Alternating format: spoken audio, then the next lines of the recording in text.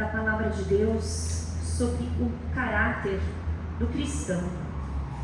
Na terça-feira passada nós falamos sobre Jacó, né? Um caráter que foi redimido, um caráter que foi trabalhado por Deus. Nós vemos ali o quanto ele foi um mau exemplo e depois ele virou um bom exemplo para nós. A Bíblia é cheia disso, né? Ela não esconde os defeitos dos servos de Deus e mostrou que Jacó tinha um caráter perverso, maligno, mas ele termina a sua vida num caráter santificado. Ele termina a sua vida com um caráter redimido. E hoje nós vamos falar, todas as vezes quando a gente lê 1 Samuel, a gente sempre foca na história de quem? Davi. Mas hoje nós vamos falar sobre Jonatas. Então eu convido você a abrir a sua Bíblia no livro de 1 Samuel, capítulo 18.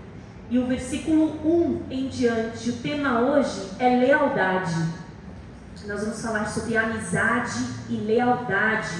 Um tema bastante importante para nós. 1 Samuel, capítulo 18. Glória a Deus. Louvado seja o nome do Senhor. Quem está pronto, diga amém. Vamos ler para não tomar muito tempo. A amizade de Jonatas para com Davi. Sucedeu que, acabando Davi de falar com Saul, a alma de Jonatas se ligou com a de Davi, e Jonatas o amou como a sua própria alma. Saul, naquele dia, o tomou e não lhe permitiu que tornasse para a casa de seu pai. Jonatas e Davi fizeram aliança, porque Jonatas o amava como a sua própria alma. Despojou-se Jonatas da capa que vestia e a deu a Davi, como também a armadura, inclusive a espada, o arco e o cinto. Saía Davi aonde quer que Saul enviava e se conduzia com prudência, de modo que Saul pôs sobre tropas o seu exército, e era ele bem quisto de todo o povo e até dos próprios servos de Saul. Vamos orar? Senhor, meu Deus e meu Pai, obrigada, Senhor, por essa palavra maravilhosa. Conduza, Senhor, esse estudo, Senhor Jesus, que as pessoas possam sentir a presença do Senhor aqui nesta noite, que sejamos todos transformados, abençoados, ricos pela Tua graça. Em nome do Pai, do Filho e do Espírito Santo. Amém. Olha só, nós acabamos de ler aqui 1 Samuel. O que tinha acontecido antes? Lá, um capítulo antes, para a gente chegar no capítulo 18, o gigante filisteu estava assolando ali Israel. Nós não vamos nos demorar nessa história, porque acredito que você, desde quando você estava na barriga da sua mãe, você ouve que Davi venceu Golias. Então, nós não vamos nos demorar nos detalhes dessa história, apenas dizer que Davi era insignificante na sua família, Davi era desprezado na sua família, e Davi, quando ouviu que haveria uma recompensa para aquele que derrotasse Golias, ele se interessou bastante. A recompensa consistia em ser casado com uma das filhas lá de Saul e parar de pagar impostos. Isso para nós hoje era muito interessante, né? Os impostos. E Davi ficou muito contente com isso. Não tinha idade nem tamanho. E quando seu irmão o encontra ali, né, que ele tinha sido enviado, a gente sabe da história, Jessé pede para ele: ó, vai lá, que os seus irmãos estão se preparando para lutar contra os filisteus, leva alguma coisa para eles e me traga notícias deles. Como que é? Já enfrentaram? Não enfrentaram? Ansiedade normal de alguém da família que sabe que um dos seus está em perigo. Quando Davi chega naquele lugar, ele vê que todo mundo está acuado. Ao contrário, ninguém está enfrentando, todo mundo está tremendo de medo, porque afinal de contas o filisteu era muito grande, né? Ele media muito mais do que as pessoas imaginavam. E ali Davi falou: não, eu posso vencer. E aí isso chega até o ouvido de Saul. Nisso o irmão dele o vê ali, ele era o caçula. O irmão dele fala assim: o que você está fazendo aqui no meio do povo? Você é um menino perverso mesmo, hein? Você é de mau coração, porque você veio aqui para ver todo mundo morrer. É isso que você veio ver, né? Você veio ver a luta. Ele fala: não, eu não posso nem conversar. Davi fala: não posso nem conversar aqui no meio da multidão? Poxa, não tenho nem direito. O irmão dele ainda fala assim para ele: cadê as ovelhinhas. Vai lá, cuida das suas ovelhinhas. Onde estão as suas ovelhinhas perdidas no pasto? Ainda ele fala assim, as poucas ovelhas que você é responsável. Então assim, humilhação total. E aí quando Saul fica sabendo, né, vê aquele exército todo tremendo e entre muitas aspas, um bobo, diz assim, não, me manda lá. É como se Saul dissesse assim, ok, vamos ganhar tempo mandando você lá enquanto você é devorado, né?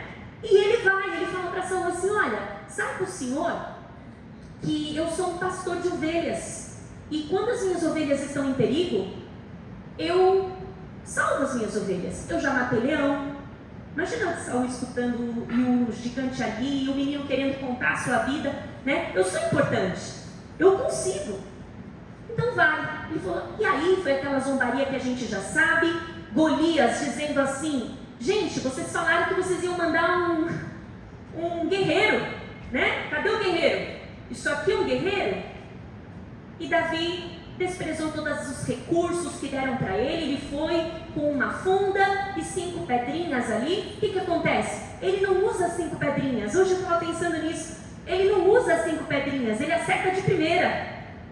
Sabe, ele acerta de primeira. Ele fala assim, não, eu vou em nome do Senhor dos Exércitos e vou derrubar o gigante filisteu. E aí, aquela zombaria toda, o gigante zombando dele, até que ele consegue realmente cravar a pedra na testa do filisteu. O filisteu cai, ele vai por cima, corta a cabeça, imagina, ele não tinha nem tamanho.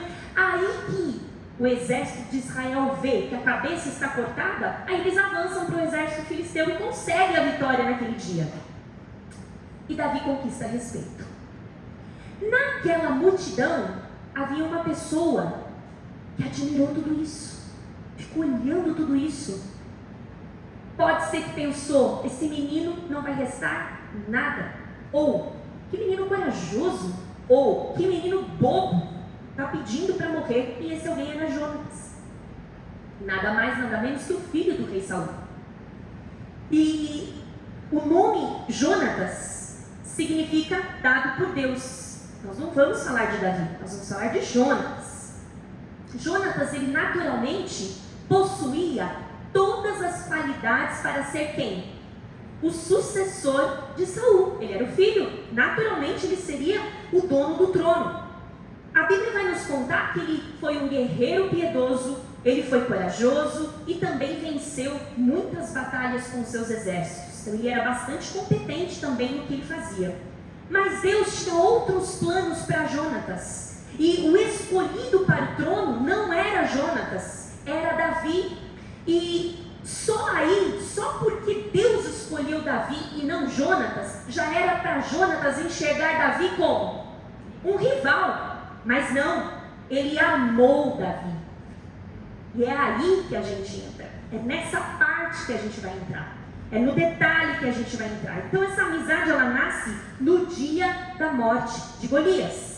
Então ele vê com os próprios olhos um rapaz, um garotinho, que era Davi, sem nenhum recurso militar em mãos, derrotar o filisteu sem medo.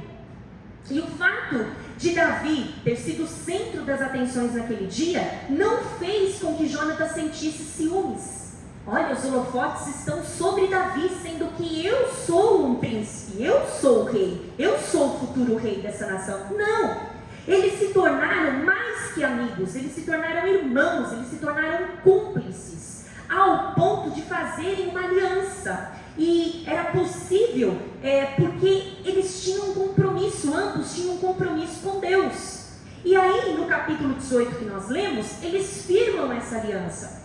Tanto que Jonatas ama Davi, que ele faz esse pacto, essa aliança, ele entrega para Davi o quê? Aquilo que lhe custava muito. O que era? A sua capa, a sua armadura, a sua espada, o seu arco, a sua lança. Isso mostra que ele era o príncipe, que ele era o sucessor. Ele estava já com as armaduras e ele entrega essas armaduras para Davi. E Jonatas preferia manter a amizade com Davi do que competir com ele no trono. Ele preferia, a amizade de Davi era mais valiosa do que qualquer outro interesse. Eu não sei se você já teve uma amizade assim. E aqui aqui a gente abre um parênteses muito grande, porque quando nós lemos aqui que Jonatas amava Davi mais do que a sua própria alma, o que acontece? Nascem aí muitas heresias. Nós vamos voltar lá no assunto de lealdade, mas primeiro a gente precisa esclarecer esse trecho. Como assim Jonatas ama Davi, Davi ama Jonatas? Isso então era um relacionamento homoafetivo? E a Bíblia vai dizer que não. A Bíblia, muitas vezes as pessoas que defendem essa causa, elas pegam esse versículo isoladamente, não leem todo o contexto e dizem, olha, tá vendo aqui, ó, aqui existe um amor homoafetivo, um relacionamento homoafetivo entre Jonatas e Davi. E não é. A Bíblia fala que é um amor fraternal, um amor puro, um amor de irmão. Tanto que quando Jonatas conhece Davi, Jonatas já tinha sua família. Jonatas já era pai de Mefibosete. Então não tinha esse tipo de ato. Até porque Jonatas, nessa altura do campeonato, ele já sabia das leis de Deus. E o que dizia nas leis de Deus?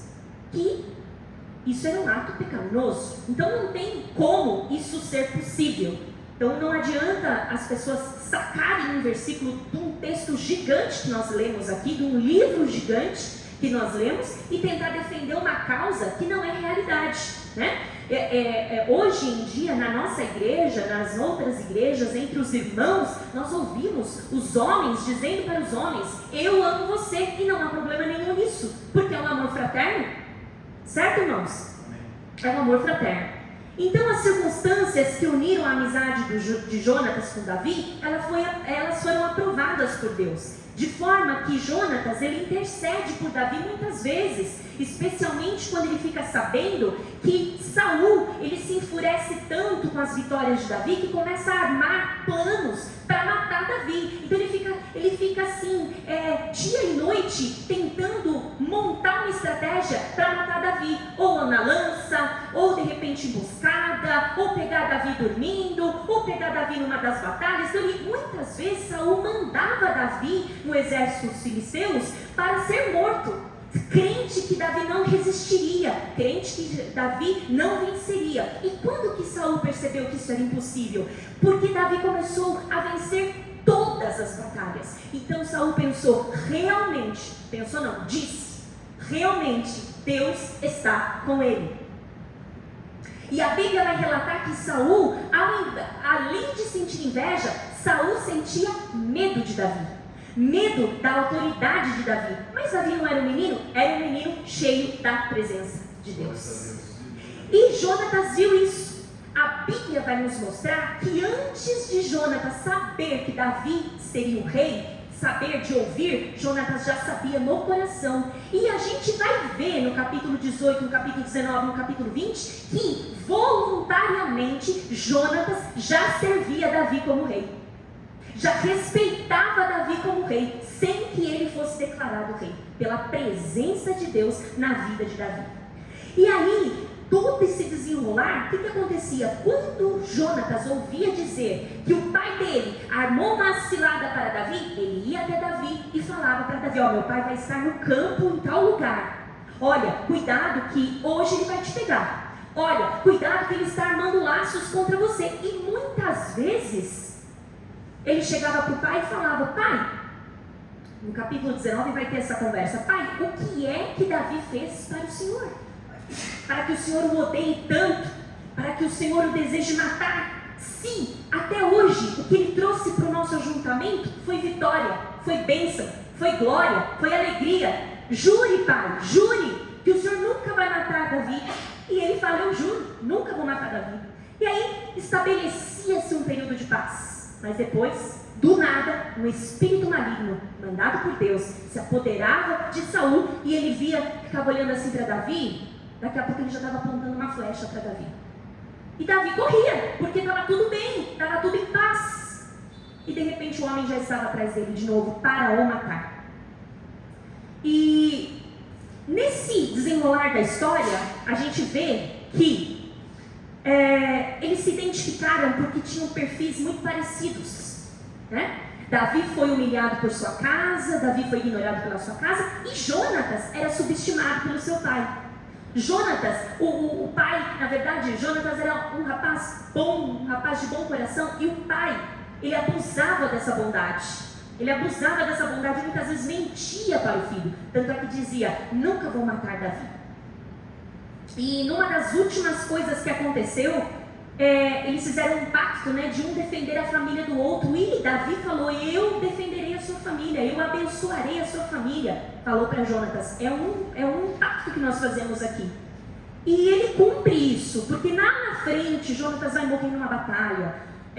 Saul vai morrer numa batalha, Davi vai se tornar rei, e depois de anos no reinado, ele vai se lembrar das coisas boas de Jonatas, e ele vai procurar o filho de Jonatas, que é Mefibosete, e vai mudar o cativeiro de Mefibosete como ele prometeu. Então ele cumpre o que ele prometeu, e Jonatas cumpriu o que ele prometeu. Todas as vezes que soube que a vida de Davi estava em risco, ele assumiu o risco, ele ia à frente. E aí, para a gente não estender, essa resumidamente a história desses dois. Então, se você quiser ler com calma, é o capítulo 17, 18, 19, 20, 21, 22 e 23, que vai tratar dessa amizade. E o que a gente extrai dessa amizade? Que agora sim a gente pode falar. Jonatas, ele mostrou o oposto do seu pai. Então, aquela frase que a gente fala, tal pai, tal filho, não se apega aqui, não se encaixou aqui. Jonatas era completamente diferente. Isso significa, para nós também, que quando nós olhamos a nossa família lá atrás, quando alguém diz assim, nossa, você tem o gênio da sua avó, você tem o gênio da sua bisavó, você é ruim como a sua tataravó, isso não precisa se repetir em você. Isso não precisa se repetir em você. Não se repetiu na vida de Jonatas. O pai dele era invejoso, ciumento, maldoso. E ele falou, não, eu não sou assim, eu sou transformado. E ele sempre venceu com dignidade, né? Ele era humilde, ele reconheceu o plano de Deus quando viu Davi sendo colocado lentamente no trono e se manteve manso, né? E então, no resumo, ele foi um exemplo do quê? Lealdade, que é o que nós vamos falar hoje. Ele foi leal ao seu amigo Davi até o fim da sua vida. E Davi foi leal a ele até o fim também.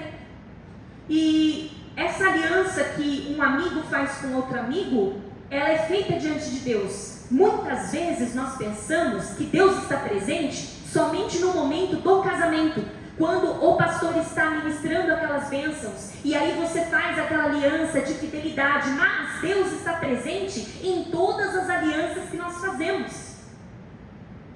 Com os nossos familiares, com os nossos amigos, além do nosso cônjuge, que é de fato muito importante. E a lealdade, se nós formos procurar no dicionário, nós vamos entender que uma pessoa leal, e a gente precisa do dicionário, né, irmãos? A gente não pode extrair, sacar das vozes da nossa cabeça o que é lealdade. Nós precisamos entender o que é lealdade. Então o dicionário diz que uma pessoa que é leal, ela é fiel aos seus princípios. E o que é princípio? Princípio é aquilo que eu acredito e que norteia a minha vida. A minha vida não só na família. O princípio, ele abarca todos os aspectos da minha vida. Então ele me norteia, o mesmo princípio, ele me norteia no trabalho. O princípio que me norteia na igreja, ele me norteia no trabalho, ele me norteia na família, ele me norteia nos negócios, ele me norteia em todas as áreas da minha vida, porque o princípio é um. E ele não pode ser negociável. Então o princípio não muda, não importa a circunstância. Então, por exemplo, o seu princípio ele vai se manter o mesmo, ainda que você esteja triste, ainda que você esteja alegre, ainda que você esteja sendo lesado, prejudicado, ou esteja sendo elogiado, o seu princípio continuará imutável, ele tem que ser imutável. E é o princípio que vai ajudar você a tomar decisões sensatas, decisões firmes. Então, se o seu princípio ele não está firmado em algo que digamos assim, bom, o reflexo vai ser a sua decisão errada. O reflexo será as suas ações precipitadas. Isso é o reflexo de um princípio que não está muito firmado, não está muito bem estabelecido. E Uma pessoa de princípio não é uma pessoa manipulável, não é uma pessoa influenciável, ela permanece daquele mesmo jeito, apesar do tempo, apesar dos anos, até a morte. E um dos princípios que estruturam uma amizade é a lealdade. Então, sem a lealdade não tem amizade, sem amizade não tem lealdade. Isso tudo está coligado. Os nossos amigos leais, se você tem, se você já teve, ou se você terá, porque Deus é Deus que prepara amigos. Os nossos amigos leais, eles são presentes de Deus e a Bíblia pode provar isso. Os nossos amigos leais, eles são vislumbres da sua graça, mesmo no mundo caído. Então você olha para esse mundo, você fala assim, não tem em quem confiar. Deus prepara um amigo. Deus prepara um vislumbre de graça para você, mesmo no mundo caído. E olha só que interessante. Através de uma amizade leal, você sente o amor de Jesus por você. Então muitas vezes o amigo que vai traçar a sua vida, vai trilhar o seu caminho, é o próprio Jesus se refletindo nessa pessoa. Sabe? Muitas vezes você pode pensar, nossa, como eu não conhecia essa pessoa antes, como eu sinto Deus na vida dessa pessoa, o aconselhamento dessa pessoa, o abraço dessa pessoa, a mensagem que essa pessoa me manda, o jeito que essa pessoa me trata, eu vejo Jesus nessa pessoa. E sim, é um presente de Deus para você. O amigo leal, ele é presente na adversidade. A Bíblia diz que ele pode estar presente até mais que alguém da família. Lá em Provérbios vai dizer, o amigo ama em todos os momentos. É um irmão na adversidade. Também em Provérbios vai falar, quem tem muitos amigos pode chegar à ruína, mas existe amigo mais apegado do que um irmão. Então a Bíblia está falando, não é quantidade, não é a quantidade. Uma amizade leal não é aquela que você precisa, e aqui muito interessante, porque quando a gente começa a estudar, a gente começa também a fazer um exame de quem são os nossos amigos de verdade. Quem é amigo de verdade, você não precisa, quando você vai se dirigir a ele, ficar escolhendo palavras, pensando que você precisa ficar pisando em ovos para conversar com ele. Isso não é uma amizade leal. Você tem que ficar cuidando em frases, o que você escreve, o que você fala, porque você pode magoar facilmente. Mas a amizade, o amigo leal, a amizade verdadeira, é quando você tem liberdade para tratar qualquer assunto com honestidade. Você é livre, assim como você é livre com Jesus. Óbvio que a gente não vai ter um amigo aqui na terra igual a Jesus, do qual a gente pode falar de tudo mesmo, e mesmo que a gente não fale, ele sabe, né? É um amigo muito mais do que amigo para nós. Mas muita gente, para conquistar a amizade, para ser aceito, para fazer parte de um grupo, ele deixa de ser leal, ele deixa de ser sincero, porque ele quer ser aceito. Então ele para de ser sincero com ele mesmo. Por exemplo, ele não gosta de atraso, mas como ele quer ser aceito, quando alguém fala, você não vai ficar bravo se eu me atrasar, né? Para agradar o que ele diz? Se ele é um amigo sincero, o que ele vai falar? Olha, desculpa, mas eu não gosto de atraso, né? Não me leva a mal, né? Você é convidado, vai comer na casa de alguém, um exemplo simples, a comida está ruim, a comida está ruim, pode acontecer, muito sal, pode acontecer, aí você fala, repete, você quer comer mais? O outro responde, sim. Isso não é ser leal.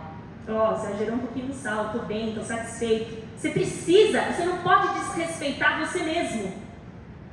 Entende? Você tem que ser leal primeiro com você, para depois ser com o outro. Então se você não é leal nem com você, como que você vai ser leal com o outro? Né? Então, olha, eu falei assim com você, te chateei? No fundo chateou. Você falou, não, fica tranquilo, em paz. Por dentro você está com choro aqui, ó. Mas você não é leal. Você tem medo de que se você disser, eu me chateei, a pessoa vire a cara. Acabe com o relacionamento, acabou o nosso relacionamento. Ou irmão, está um pouco frio. Ou irmão, está um pouco calor. Isso são coisas naturais. Não quer dizer que você está falando da pessoa. Não quer dizer que você está sendo leal. Ou se o diácono chegar e falar, está muito calor aí? Tá. Está muito alto o microfone? Se tiver, tá. Está desafinado? Sinto muito. Tá. Está afinado? A pregação foi boa? Entende, irmãos? A lealdade começa em nós. E aí, isso porque a gente cobra a lealdade dos outros, né? Não, quero amigo leal. No meu círculo de amizade só entra gente sincera. E você não é, né? Nós temos que ser. Nós precisamos ser. E aí a gente vai perceber que ser sincero não é muito legal, né? Muitas vezes, se nós não soubermos ser sinceros, não é muito legal, né? Nós vamos ser... Aí nós vamos descobrir onde nós seremos aceitos, onde nós somos amados e onde nós somos tolerados. Quem já percebeu que em algum grupo você é, grupo que eu falo, não é grupo de igreja, em algum grupo de amigos, você é tolerado. Ninguém te ama de verdade ali, você é tolerado. Ah, ok, mãozinha. Nunca tem um comentário. Você, mãozinha, tchau, ok. É emoji. As comunicações são emojis, né? Isso vai reduzindo o relacionamento, reduzindo até um ponto para você, um ponto para mim, um ponto para você, um ponto para mim, sabe? Tá reduzindo. E a gente se acostumou com isso. Então, por exemplo, se nós não colocamos limites só para agradar os outros, isso não é sincero e isso também não é saudável. Vai chegar um momento, experiência própria, que você mesma não vai suportar, né? Aceitar tantas coisas, dizer tantos sims ou dizer tantos nãos. Então, assim, você precisa se conhecer, você precisa pedir para Deus também te ajudar a ser sincero. É uma batalha sincera. A gente precisa ser sincero também acerca do outro. Por exemplo, quando alguém chegar e perguntar para a gente, você acha que eu estou fazendo errado? Se eu agir assim? E se a resposta for sim, infelizmente sim. Mas se a resposta for não, tranquilize-se, ok. Mas precisa ser sincero. Por exemplo, dizer que uma pessoa exagerou numa palavra pesada, ou exagerou falando demais, né? É natural que se você tem liberdade com alguém fala assim, Tony, já deu. E ele não pode ficar chateado com isso, ele tem que te agradecer. Já pensou que amigo leal, você está num churrasco com uma casca de azeitona preta no dente, dando risada e fazendo selfie com Danilo, e ninguém fala? Você vai sair no grupo da igreja, você vai sair no encarte, com a azeitona no meio do dente, não teve um cristão para falar para você, ele vai ficar chateado. Isso se resume até coisas pequenas, por exemplo, aquele irmão não usa desodorante. Quem vai falar para ele? Como vai falar para ele? Eu não vou falar, ele vai ficar chateado. Isso não é ser leal. Porque o irmão vai ser aquele que chega e todo mundo se afasta. Ele não vai entender por quê. Coisas pequenas. Vou falar coisas pequenas e você vai fazendo o link com coisas grandes. Irmãos e irmãs que têm mau hálito. Quem é o amigo que vai falar para ele? Ó, tá um tic-tac. Ou quer um house? É uma maneira boa de falar. Você tem que estudar estratégias para você ser leal, continuar sendo leal.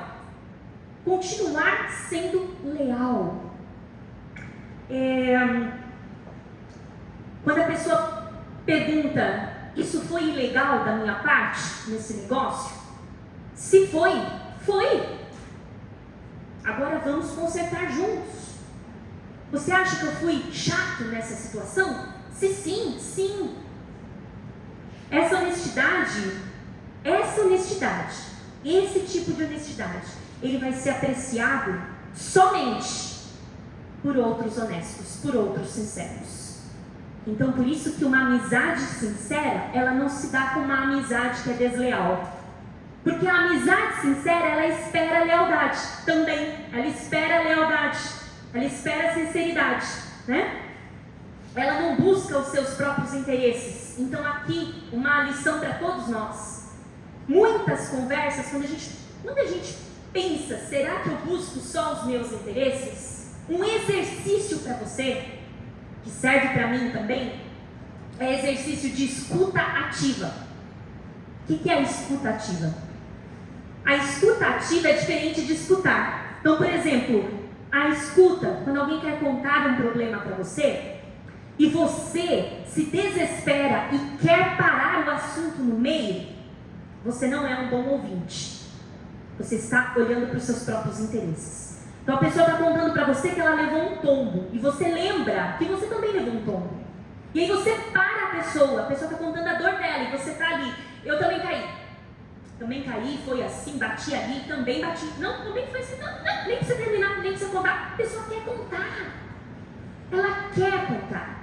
E o que é a escuta ativa? É quando você para de mentalizar uma resposta para aquela pessoa. Você de fato está imaginando aquela pessoa que subiu no monte, caiu, machucou, e aí depois você vai raciocinar o que você vai falar para aquela pessoa. Isso é escutar.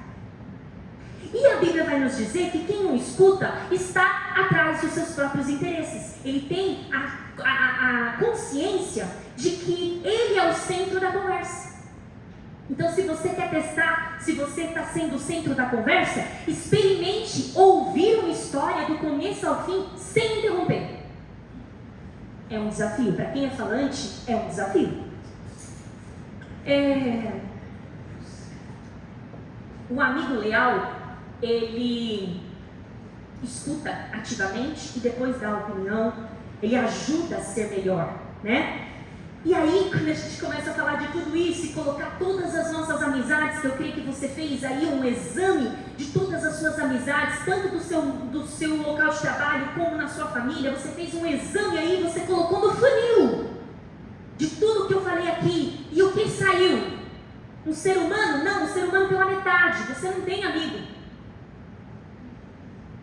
Porque quando começa a passar por todos esses funis, nós começamos a ver que os amigos são poucos. Os amigos que a Bíblia chama de amigos são poucos. A Bíblia vai nos dizer que quem anda com os sábios será cada vez mais sábio, mas o companheiro dos tolos acabará mal. Então assim, a gente precisa escolher os amigos. A Bíblia vai dizer, não se associe, não faça negócio, não tome café, não jante com quem vive de mau humor. A Bíblia fala.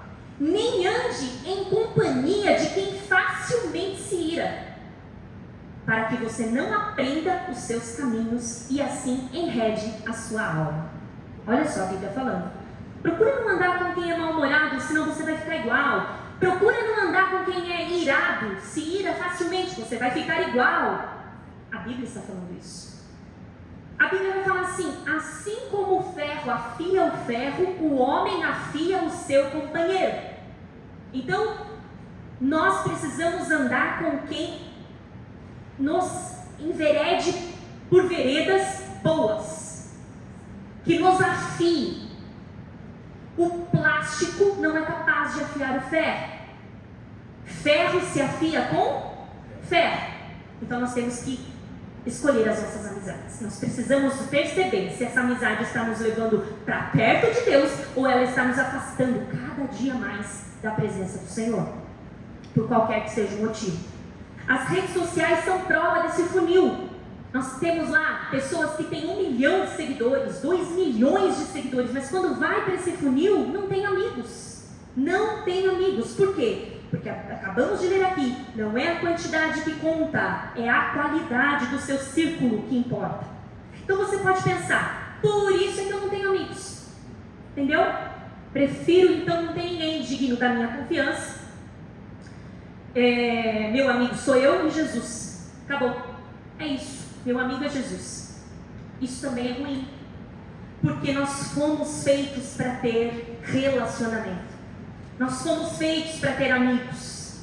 A amizade é necessária para sorrir com a gente, para nos motivar, para nos ajudar, nos levantar em dias difíceis. Eclesiastes vai dizer: melhor é serem dois do que um, porque tem melhor recompensa pelo seu trabalho. Se um cair, o outro levanta o seu companheiro, mas ai do que estiver só, pois caindo não haverá quem o ajude a levantar. Então não dá para viver como uma ilha. Precisa se relacionar, mas precisa saber com quem se relaciona. Lealdade não é licença para grosseria. Nós ouvimos, e eu já ouvi muita gente falar assim: eu respondo desse jeito, me justifico desse jeito, porque você sabe, né? Eu sou sincero, sou sincerão, sem filtro. Só que isso não é a lealdade que Deus pede. Ser leal e ferir o outro já está pecando também. Então você está tentando ser leal, mas você está tentando ser impiedoso também, vingativo. E mesmo que você esteja certo em alguma situação, quando você vai falar com alguém, se for sem amor, por mais que você seja leal, você não vai produzir algo bom. Você pode falar a mesma coisa de jeito diferente. Isso é uma coisa que a gente precisa treinar e pedir para o Espírito Santo. Por quê? Porque o nosso instinto, a nossa natureza, é aquela que responde no ímpeto, é aquela que responde na lata, é aquela que fala: bateu, levou. Essa é a nossa natureza. Então esse é um problema muito sério que a gente precisa. Lealdade sem educação não é lealdade, é grosseria, é falta de educação. Então é possível você confrontar seu irmão com amor e ser confrontado em amor. Por que a repreensão de Deus ela é leal para nós? Porque ela é feita em amor. O mesmo Deus que faz a ferida, Ele cura.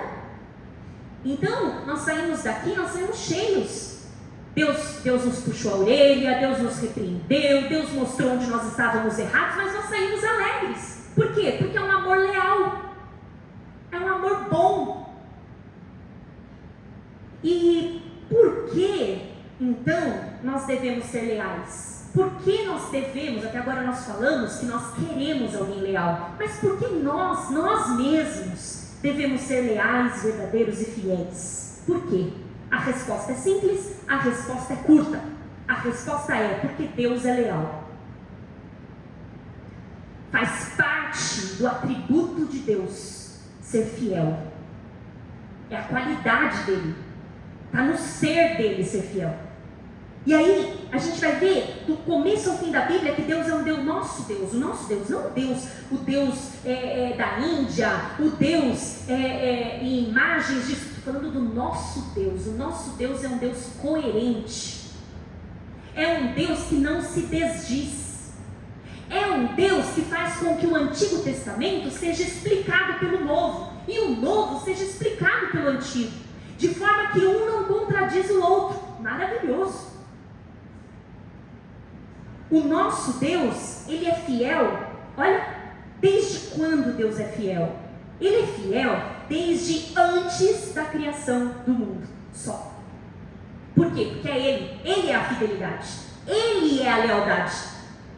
Quando nós vamos ler lá em Salmos, nós vamos ver assim, em Salmo 90, Senhor, salmista dizendo: Tu tens sido nosso refúgio de geração em geração. Antes que os montes nascessem e se formassem a terra e o mundo, de eternidade a eternidade, Tu és Deus. O salmista vai dizer no Salmo 89: Ó Senhor, Deus dos exércitos, quem é poderoso como Tu, Senhor? A Tua fidelidade, a Tua lealdade te cerca. O salmista está falando. Quando eu olho para o Senhor, o salmista está dizendo, eu vejo Ele cercado de lealdade. Como pode isso, né? Que visão é essa? Eu olhar para Deus e ver Ele cercado de fidelidade. E aí a gente vê isso se cumprindo, Ele cumpre o que Ele prometeu.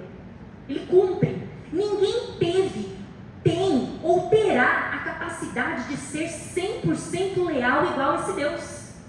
Não tem como. Isaías 64 vai dizer assim: desde os tempos antigos ninguém ouviu, nenhum ouvido percebeu e olho nenhum viu outro Deus além de ti, que trabalha para aqueles que nele esperam. Nós só esperamos e confiamos em quem é digno de confiança. E esse é o nosso Deus. Prova disso é que, olha só, nós não conseguimos atingir esse grau de lealdade, porque até aqui, temos pessoas de várias idades aqui, se você fizer um exame mental, você vai lembrar quantas vezes você se decepcionou com as pessoas que você pensava serem leais. Mas também você vai lembrar, e deve lembrar, quantas vezes você decepcionou as pessoas também. Por você deixar de ser leal, por você deixar de ser fiel. Então assim, não conseguimos. Tanto lá quanto cá, não conseguimos. Somente Deus é possível, é capaz. Um exemplo disso, tem um alarme apitando, não sei de quem que é. Um exemplo disso, quando nós olhamos a lista lá de Hebreus, nos heróis da fé, nós vamos encontrar muitos nomes de homens e mulheres, sim ou não? Sim, muitos nomes de homens e mulheres. E eles testemunharam lindamente aqui na terra, com a sua vida, porém, todos imperfeitos. Lá é uma lista, lá você vai encontrar assassinos, prostitutas, está lá na lista dos heróis da fé. E aí a gente vê que Deus é leal, eles não. Deus é fiel, eles não. Em Números 23, vai estar escrito assim: Deus não é homem para que minta, nem filho de homem para que se arrependa. Acaso ele fala e deixa de agir? Acaso ele promete e deixa de cumprir? O autor está escrevendo isso, perguntando para quem lê. Quando nós olhamos as estações, né? Que interessante nós olharmos as estações. Quando nós olhamos as estações, Deus se manifesta na natureza. Deus se manifesta na cor que o salmista diz: os céus declaram a glória de Deus. Quando nós olhamos as estações, elas dizem muito sobre o poder de Deus. Nós identificamos nas estações a lealdade de Deus. Vamos ler? Gênesis 8, 22. Ali é uma prova da lealdade de Deus até hoje. Nós estamos no ano de 2025 e isso continua sendo real. Eu acho isso maravilhoso. Olha só que lindo que está escrito aí. Deus falando para Noé: enquanto durar a terra, plantio e colheita, frio e calor, verão e inverno, dia e noite, jamais cessarão. Ó, passou muito tempo depois disso. Gênesis 8, 22. Então, o que Deus está prometendo aqui? Enquanto tiver vida na terra, vão ter todas as estações, vai ter plantio, vai ter colheita, vai ter dia e vai ter noite. E ó, muita gente já morreu, já viveu, gerações se passaram. E essa palavra, ele permanece de pé. Ele é leal. Por isso, o amor e a misericórdia de Deus são de geração em geração. Ele é fiel. Salmo 100 vai dizer assim: pois o Senhor é bom, o seu amor é leal e eterno. Sua fidelidade permanece por todas as gerações. Então, se Jesus não vier na nossa geração, o amor de Deus, a misericórdia de Deus vai encontrar a geração seguinte, e a geração seguinte, e a geração seguinte, até a volta do Senhor, porque é promessa e Ele cumpre.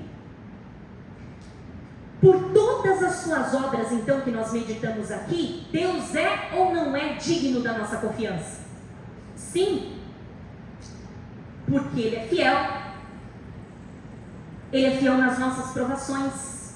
Então Ele disse que no mundo nós teríamos aflições, mas que nós teríamos que ter bom ânimo, porque Ele venceu o mundo. E aí lá em Hebreus Ele vai falar assim, ó, vai falar de lealdade. Ele fala assim, ó, olha essa promessa, né? Conservem-se livres do amor ao dinheiro e contentem-se com o que vocês têm, porque Deus mesmo disse: nunca te deixarei, nunca te abandonarei. É uma promessa. Ele é leal.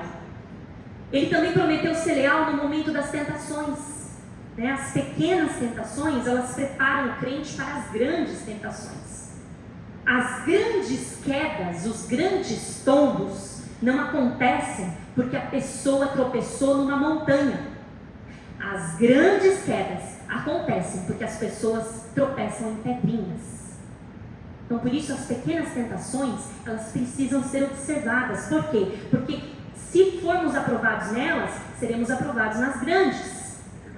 1 Coríntios 10 diz assim: não sobreveio a vocês tentação que não fosse comum aos homens. Paulo está falando. Nada em comum. Deus é fiel. Ele diz: Ele não permitirá que vocês sejam tentados além do que vocês possam suportar. Mas quando forem tentados, Ele providenciará um escape para que vocês possam suportar. É uma promessa? E Deus é leal em perdoar. Nada mais, nada menos, Ele disse 70 vezes 7 para Pedro. Identificando então, então tem que ser 70 vezes 7. Não, o Senhor estava dizendo aqui que não importa quantas vezes o crente se dirija a Deus para confessar o mesmo pecado todo dia. Não importa. Ele vai receber de Deus o quê? O perdão. Ele vai, porque nós fomos perdoados dos pecados do passado e já somos perdoados do que ainda acontecerá. Por quê? Porque o Senhor Jesus já cobriu. Ele não cobriu em fase cronológica. Ele cobriu todos os pecados. E aí em 1 João nós vamos ver assim: se confessarmos os nossos pecados, Ele é leal, Ele é fiel e justo para perdoar os nossos pecados e nos purificar da injustiça. Ele prometeu ser leal e fiel até o fim, e isso a gente pode confiar, porque nós vemos a história de Abraão. Na verdade, Deus cumpriu, falou que dele sairiam todas as nações, muitas nações, e aconteceu. Deus foi fiel com o povo de Israel, porque disse assim: libertarei vocês do Egito. Ele foi lá e libertou. Deus falou assim pra gente: vou enviar um Salvador, e Ele enviou. Então Ele é leal. Então a gente está vendo que Ele fala e Ele cumpre. Ainda existem promessas que foram feitas por Deus que estão para se cumprir e vão se cumprir ao longo dos anos. Filipenses 1,6 diz: estou convencido, Paulo está falando, eu estou convencido de que aquele que começou a boa obra em vocês vai completá-la até o dia de Cristo Jesus. Hebreus diz: apeguemos-nos com firmeza. Olha o que ele está falando.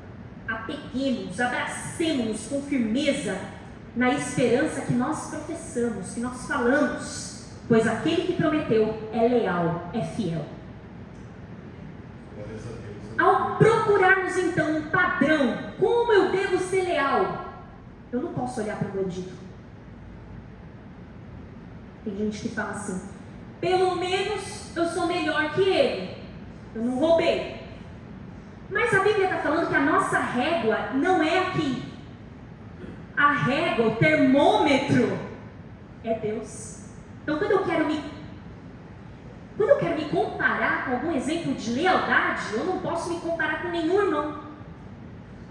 Porque, como eu disse, ninguém é 100% leal. Eu tenho que olhar para Deus. E aí eu vou perceber que eu nunca vou atingir. Mas eu tenho que tentar. O salmista vai dizer no Salmo 117... o seu amor é leal, é grandioso para conosco. A fidelidade do Senhor dura para sempre. E aí nós percebemos que quando nós somos leais a Deus e ao próximo, nós estamos refletindo então a imagem de Deus, porque a lealdade é a qualidade de Deus. Esse é o cerne da questão. Quando eu sou leal, eu reflito a imagem de Deus, porque Deus é leal. E se eu fui feita a imagem de Deus, eu preciso refletir o atributo de Deus. O salmista escolheu o caminho da fidelidade e da lealdade. Ele fala assim, escolhi o caminho da lealdade, decidi seguir as tuas ordenanças. E olha só, nós devemos ser leais e fiéis em todas as áreas. Caminhando para o final, isso entra tudo. Não, eu sou leal na amizade, mas o Senhor não está falando só da amizade. O Senhor está falando para que sejamos leais no tempo. Que nós tentemos ser leais com o tempo que Deus nos dá aqui na terra, que não desperdicemos, procuremos não desperdiçar o nosso tempo com coisas inúteis, com coisas que não nos ensinam nada, com coisas que não agregam nada. O salmista disse: ensina-nos, Senhor, a contar os nossos dias, para que o nosso coração alcance sabedoria. Por quê? Porque o salmista queria falar assim: olha, os dias, eles são curtos aqui na terra, me ensina a viver cada dia com sabedoria, me ensina a contar os dias e ser útil nesses dias.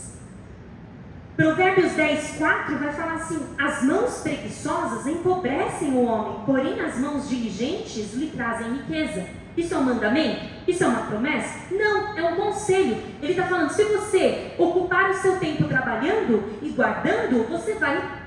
É uma conta matemática, na verdade, que ele está falando. Se você passar o seu tempo com coisas úteis, trabalhando e guardando e poupando, fatalmente, felizmente, você vai ter uma reserva. Não é uma promessa. Senão as pessoas vão falar assim: eu trabalho duro, hein? Trabalho duro, não acumulo riqueza. A promessa de Deus caiu por terra. Não é uma promessa, porque se você trabalha, gasta mais do que você ganha, fatalmente, matematicamente, logicamente, não vai sobrar nada. E não é o devorador, não é o migrador, não é o gafanhoto, chama-se cartão de crédito. Entende? Então muitas vezes a gente fica lá: repreenda, Senhor, o espírito migrador. Senhor, só se eu repreender você. Só se eu repreender você, porque, né? O que a gente faz? A gente acha que o cartão é mágico, né? A gente não sabe. A criança, ela vê que o Rian entrou com a minha mãe no caixa, e aí a minha mãe extraiu um dinheiro, aí ele falou assim: então é daqui que sai? Ele falou: é daqui, tia? Que legal! A minha mãe falou: não, mas eu trabalhei para ter. Aí ele achou que é só tuk-tuk-tuk, é só pegar, né? Tem crianças que falam para os pais: o pai fala, não tenho dinheiro, eles falam, é só passar o cartão e digitar o número e você compra, né? Até tem aquelas frases assim: pai chega cansado de tanto andar a pé, aí a criança fala, por que não compra um carro? É tão simples, né, resolver esse problema. Já o Gabriel, filho da Jussara, ele fala assim que ele não vai ter muitos filhos, porque filhos é muito gasto. Já fala isso. Então eles têm a noção, né? É matemática. Olha só, Eclesiastes vai dizer: quem observa o vento não plantará, e quem olha para as nuvens não colherá. Ou seja, quando a gente faz aquele tipo de coisa, pastor, eu só vou participar quando eu estiver 100% leal, 100% assim, 100% temente, 100%. O seu pastor vai falar: nem vai precisar, você vai ser recolhido. Porque a gente não pode esperar o dia perfeito, a oportunidade perfeita. Quando eu estiver em perfeita perfeição, olha a redundância, quando eu não tiver mágoa no meu coração, eu vou tomar Santa Ceia, eu vou me batizar. Jesus, meu Deus, lá na glória. Quando eu passar um dia sem raiva, aí eu vou me batizar. Eu sinto lhe dizer. Então a gente não precisa ficar observando isso, a gente tem que agir. O Senhor vai nos santificando no processo. Certo? No processo, Ele vai te santificando no processo. Quem aqui não é a mesma coisa desde o dia que você aceitou a Jesus? Muitas mudanças. Você veio como estava, mas o Senhor foi trabalhando em você no processo. Foram anos de trabalho, deu trabalho e continua dando. Por quê? Porque às vezes a gente pensa que estando bem vestidos na igreja, não há nada que mexer, não há nada que consertar. Mas o nosso coração precisa de manutenção do Senhor todos os dias. Todos os dias. Nós devemos ser leais nas nossas habilidades.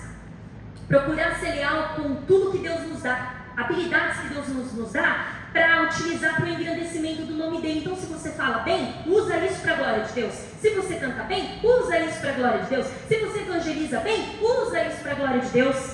Pedro vai dizer: cada um exerce o dom que recebeu para servir os outros, administrando fielmente, lealmente a graça de Deus de múltiplas formas. Olha que lindo. Você pode servir a Deus de múltiplas formas. Eu tenho vergonha de falar no microfone. Eu sou mais do tete a tete, na face a face.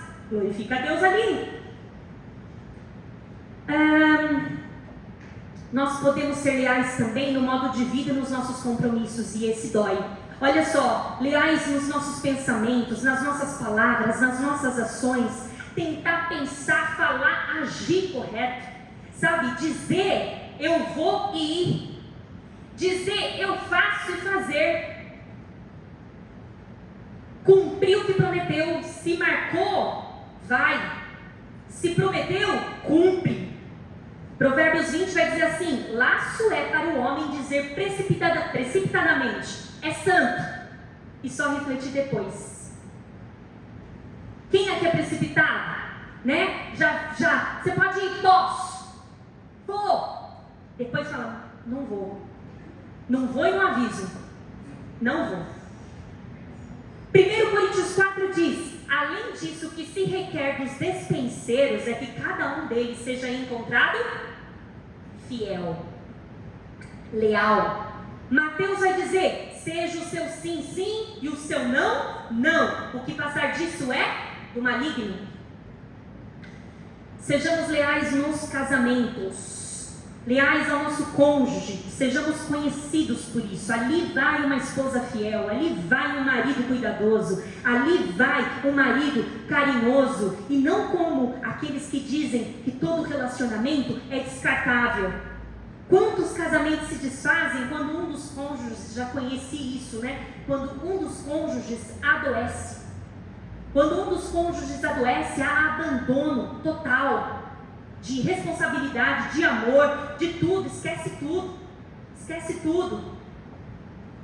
E aí Mateus vai dizer, né, nas palavras de Jesus: vocês ouviram o que foi dito, não adulterarás, mas eu lhe digo, qualquer que olhar para uma mulher para desejá-la, já cometeu adultério com ela no seu coração. Nós devemos ser leais no relacionamento e também ser leais no que nós somos, nós mulheres principalmente, para não despertarmos no outro, quer casado, quer não, um desejo que é defraudador, que não glorifica o nome do Senhor. Então aqui, leais nas nossas roupas, né? Deixar de usar roupas provocativas, mostrando muito a pele, porque isso faz com que também haja defraudação. É uma coisa que não é tratada, mas é necessária. Isso faz parte. Nós devemos ser leais nos nossos negócios, leais em pagar o que nós devemos, seguir o que é certo, não querer o que não é nosso, dizermos que está tudo certo no negócio, quando na verdade não está, né? Quando a gente vai vender um carro, quando a gente vai vender uma coisa, está tudo enroscado, tudo errado, mas a gente faz aquele sorriso e vende. Deus está vendo, Deus pede lealdade nessas pequenas coisas também. O salmista vai dizer: feliz é o homem que empresta com generosidade e que conduz os seus negócios com honestidade. Tem gente que compra e não paga, tem gente que emprega serviço e não paga. Provérbios 16 vai dizer: é melhor ter pouco com justiça do que muitas rendas com desonestidade. Pessoas que querem ostentar uma vida que elas não têm, elas não conseguem alcançar. Mas você vê lá nas redes sociais, relógio de marca, roupa de marca, sapato de marca, você vê a pessoa andando com um carrão absurdo, você só pensa no IPVA daquele carro. E a pessoa, muitas vezes, pastor, não tem coisa para comer dentro de casa, mas ela quer ostentar. Provérbios 11 vai dizer assim: o Senhor detesta, o Senhor odeia balanças desonestas. Não tem balança, não uso balança. A Bíblia fala: os pesos exatos dão prazer ao Senhor. Não tenho padaria, não peso nada. Gente, presta atenção. Deus gosta das coisas exatas, certas. Nada na entrelinha. Eu esqueci de falar para você, o carro foi batido. Nossa, faz muito tempo.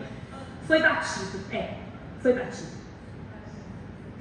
Esqueci de dizer para você, tem 60 multas.